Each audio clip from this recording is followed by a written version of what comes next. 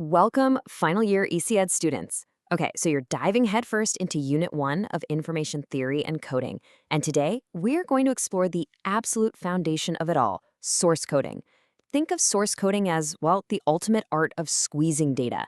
We're taking raw, unfiltered information and compressing it down to its fundamental mathematical limits without losing what actually matters.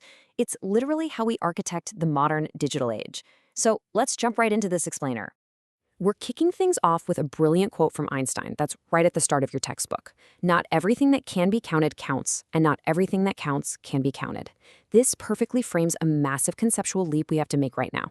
See, as humans, when we hear the word information, we automatically think about meaning or context, right? Semantics. But in engineering and math, we actually have to strip all of that away. We are focusing purely on the mathematical difference between human meaning and raw data. Which brings us to a really core question. If we aren't measuring meaning, what exactly are we measuring? We need to shift our perspective from simple data to the concept of surprise and uncertainty. Let's break it down. Imagine a totally rigged two-headed coin. If you flip it, you know with 100% certainty it's going to land on heads. It's completely predictable. So that result carries zero information, absolutely no surprise. But a fair coin, that's completely random, meaning the result gives you maximum surprise. Information, mathematically speaking, is inherently tied to that randomness. All right, here is your Unit 1 roadmap. We're covering 1. The foundation of information. 2. Measuring uncertainty with entropy. 3. The source coding theorem. 4. Prefix codes and efficiency. 5. Algorithms from Huffman to Lempel-Ziv. And finally, 6. Real-world data compression. Starting with Part 1, the foundation of information. Before we get into the heavy math, we've got to ground ourselves in the origins of the field. It really all started with one guy, the brilliant electrical engineer Claude E. Shannon. Now, when Shannon published his seminal 1948 paper, data was minimal. He was dealing with basic telegraphs and telephone relays. But today, we're looking at a staggering 50 zettabytes of data. To put that completely wild number into perspective, if each gigabyte and a zettabyte were a physical brick, you could build several Great Walls of China. Big data is absolutely everywhere, making Shannon's compression theories vastly more vital today than when he first invented them. Moving on to Part 2, measuring uncertainty with entropy.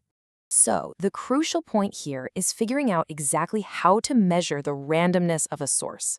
Because, like we established with that coin flip, if an output has no randomness, if it's perfectly known in advance, there is absolutely no need to waste precious bandwidth transmitting it. And this brings us to entropy, denoted as h of x. Now, in thermodynamics, entropy is disorder, but in our field, it's defined as the average self-information or average uncertainty of a discrete memoryless source. I know, discrete memoryless source is a bit of heavy jargon, but it basically just means each symbol generated is completely independent of the last one. Think of rolling a die. Measured in bits per symbol, entropy tells us exactly how much surprise a source generates on average. Take a look at the math here, because it perfectly proves our intuition about surprise. Look at symbol x1. It has a high probability, 50%, and its self-information is exactly 1 bit. Honestly, not very surprising. But compare that directly to a rare symbol like x3, which only happens 10% of the time. Its self-information jumps way up to over 3.3 bits.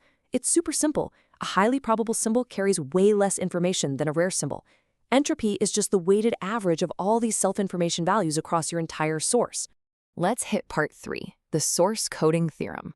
Now that we actually know how to measure the average information of a source, we can establish the mathematical speed limit for data compression.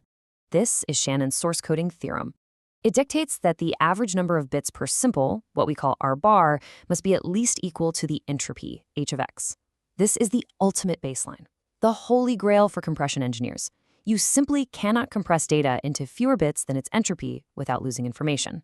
It sets a hard, undeniable boundary. If you're designing a system and you find a code where R bar equals h of x, you can literally stop searching right there. You've hit the physical speed limit. You can't do any better.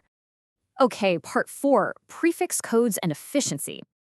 So knowing this theoretical limit exists is awesome, but we need to explore the practical rules for actually assigning bits to our source symbols to get as close to that limit as possible.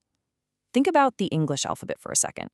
If we use a fixed length code, we'd assign 5 bits to every single letter. But assigning 5 bits to a super common letter like E and the exact same 5 bits to a rare letter like Z, well, that completely wastes bandwidth. Variable length codes act as digital insurance for efficiency.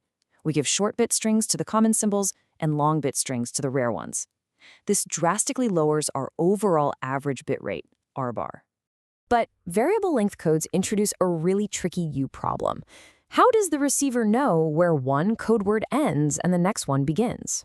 Imagine getting a massive text message where you literally couldn't tell where one word ended and the next began. It'd just be a wall of complete gibberish. To make variable length codes work without totally confusing the receiver, we use prefix codes. This is a strict rule stating that no code word can be the prefix of any other code word. By following this rule, we make sure every continuous stream of bits can be decoded instantly and uniquely the exact second it arrives. Moving to part 5, algorithms, from Huffman to Limple-Ziv. We have the theoretical limit, and we've got the rules for prefix codes. Now for the really fun part for you engineers, translating these theories into the actual algorithms that process big data today. The Huffman coding algorithm, which was developed by D.A. Huffman way back in 1952, is honestly an incredibly elegant process. It uses 3 simple steps to guarantee the most optimal prefix code possible, provided you know the exact probabilities of your source symbols. By building a tree from the bottom up, literally tying the lowest probabilities together branch by branch, and then tracing back down to assign your zeros and ones, it'll always give you a uniquely decodable, highly efficient code. But here is a massive engineering reality check for us. What if we don't know the probabilities in advance? Because the truth is, most real-time applications just don't. That's exactly where we rely on the Limple-Ziv algorithm, invented in 1977. It's a universal coding method that does not require prior source statistics at all. Instead, it brilliantly builds a dynamic dictionary of string prefixes on the fly as it reads the data. This is so clever compared to Huffman because it adapts in real time. It's unbelievably efficient for files with memory, like massive text files where certain letters or words naturally group together all the time. Finally, part 6, real-world data compression.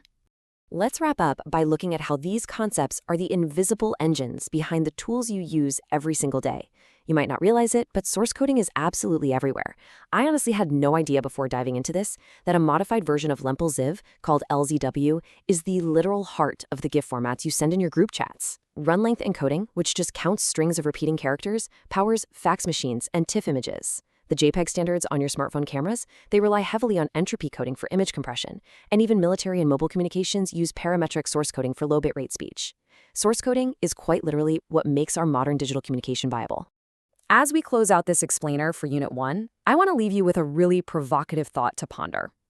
We now know exactly how to compress data down to its absolute mathematical limit, stripping away all that extra redundancy.